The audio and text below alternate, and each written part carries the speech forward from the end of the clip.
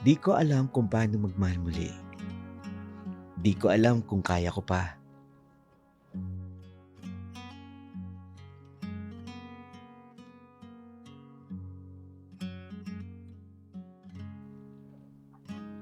Mas madali talaga mag-isa. Wala kang masasaktan. Ang ganda kasi dito, no?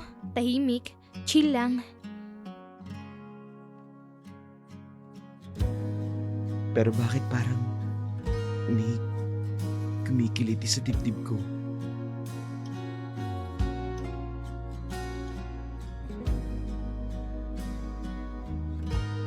Bakit ngayon lang uli?